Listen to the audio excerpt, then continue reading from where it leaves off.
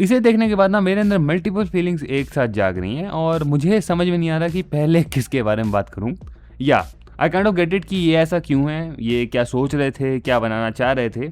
और हाँ, पसंद का मुझे पता नहीं, लेकिन ये एक्साइट करके जरूर गया मुझे। द थिंग इज ना कि एंटरटेन करने वाला, डिस्कस करने वाला, गुस्सा दिलाने वाला सिनेमा आता रहता है, पर बहुत रेयर ही ऐसा होता है कि कुछ ऐसा माल बाजार में आए जो एक्चुअली सही मायने में आपको कंफ्यूज करके जाए। अच्छा बुरा बात की बात है, पर इसने आंखें जरूर से चमका दी कि ये क्या था। और ये जो 3 मिनट में आइटम दिखाया है एक्चुअली सोचने में मजबूर करता है कि क्या अपनी इंडस्ट्री में वाकई में ऐसा कोई है जिसकी सोच एडल्ट लेन में इतनी क्रिएटिव जा सकती है, वो भी हमारे जैसे सेंसर बोर्ड के एग्जिस्ट करते हुए जो चुम्मा लेने पर भी फुटेज को कुतर देता है। खैर, एक सेंस में देखे तो समझ में आता है कि क्या चल रहा है, किस तरह के सामूहिक मंडल को अपनी तरफ आकर्षित करने का प्रयास किया जा रहा है।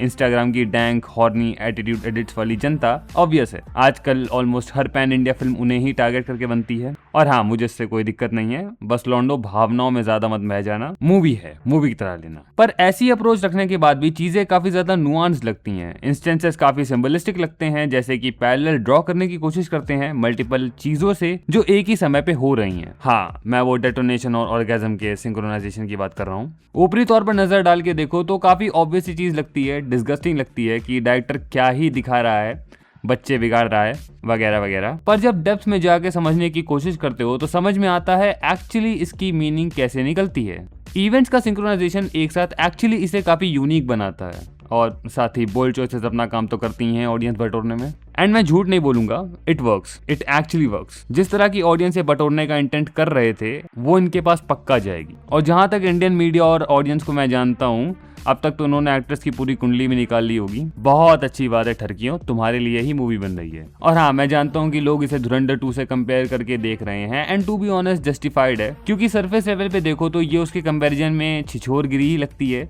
But at the same time दोनों मूवीज के बीच में एक्चुअली काफी ज्यादा डिफरेंस दिखता है। मतलब पैरेलल ड्रॉ करना अलग बात है, लेकिन दोनों के बीच का जो कॉन्सेप्चुअल डिफरेंस है एक्चुअली समझ में आता है। बस तुम एक बार कॉन्सेप्ट के बारे में सोच के देखो, एक फ्यूनरल में भी सबकी फटी पड़ी है कि कहीं वो आ ना जाए, और वो आता भी है पर एग्जिस्टिंग एंट्री के स्टीरियोटाइप को तोड़ता हुआ। मुझे बड़ा पसंद आया जब इन्होंने चाचा वाला मिसलीडिंग एस्पेक्ट दिखाया, एंड द आइडिया की एजिंग और ऑर्गेज्म के साथ डेटोनेशन को सिंक्रोनाइज किया जाएगा, एंड लोग कार से दूर भाग रहे हैं थिंकिंग कार फटेगी, बट एक्चुअली ग्रेवयार्ड ही फटता है। एक्चुअली सिंबलिस्टिक अप्रोच और क्रिएटिव व्यू पॉइंट दिखाता है कि हाँ, थिंकिंग टेम्परामेंट तो था लिखने वाले का, या फिर शायद मैं ही कुछ ज्यादा सोच रहा हूँ। यही चीज किसी हॉलीवुड की स्लीजी गैंगस्टर ड्रामा में दिखाते तो शायद लोगों की तरफ से इतना क्रिटिसिज्म नहीं आता। पर विजुअल चीपनेस भी कहीं ना कहीं वजह लगती है क्रिटिसिज्म की, जिसकी बात आगे करेंगे। हाँ, वही पी की ब्लेंडर्स वाला हिसाब। मैं शायद गलत हो सकता हूँ, बट आई थिंक ऐसी अप्रोच हमारे कैरेक्टर के ट्रेट्स को भी ऑब्वियस बना देती है कि हमारा कैरेक्टर कितना ठरकी, लीचड़ और हवस से लुप्त होने वाला है, जो औरतों को एक वस्तु के रूप में ही देखता है।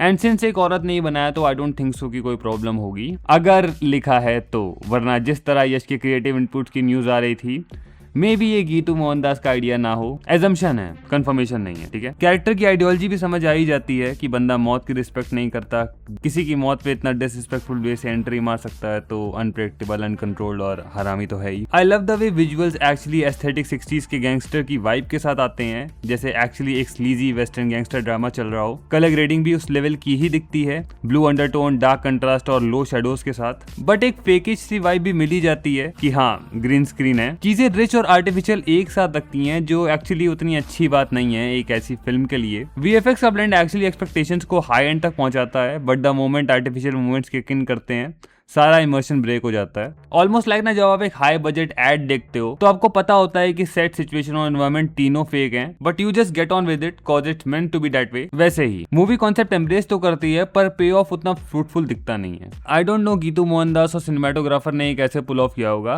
क्रिएटिंग समथिंग जो दिखने में इतना रिच हो, बट आर्टिफिशियल एस्पेक्ट्स पूरे इमर्शन की बैंड बजा दें। ट्रेलर का अच्छा होना बहुत दूर की बात है, एट दिस मोमेंट मैं सिर्फ ये कह सकता हूँ कि मैं इसके लिए एक्साइटेड हूँ, एंड मैं इसके बारे में सोच रहा हूँ। अगर टीजर इतना बोल्ड कॉन्सेप्ट के साथ आ सकता है, synchronising death with something that taboo, तो मूवी तो भरी पड़ी होगी उटपटांग चीजों से, and I am in for that. और हाँ, मैं एग्री करता हूँ, काफी कॉर्नी स्टफ था, unnecessary exaggeration, slomo, cult driven treatment, but again Yash का कॉन्सेप्ट है, क्या एक्सपेक्ट करते हो यार?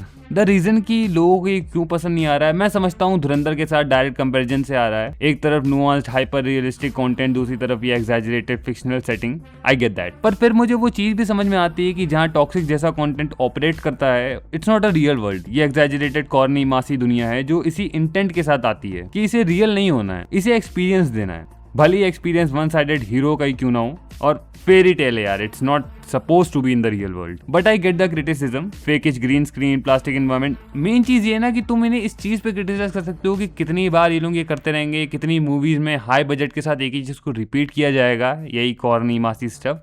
बट तुम कॉन्सेप्ट को क्रिटिसाइज नहीं कर सकते क्योंकि वो अपने आप में इंटरेस्टिंग तो लगता है। प्लस इतने बजट के साथ चीजें इतनी फेक तो नहीं लगनी चाहिए, एंड मैं वो चीज़ बोलूँगा उसमें मुझे थोड़ा सा डाउट है। मैं कहूँगा हाँ, वहाँ थोड़ा प्रॉब्लम है। So I get it's more of an execution problem rather than conceptual blunder, क्योंकि कॉन्सेप्ट तो अच्छा है। अब बस देखना ये है कि टॉक्सिक को मासेस का प्रेज मिलता है या ये हाई बजट उल्लू कुकू सीरीज बन के रह जाती है। यप, सिया।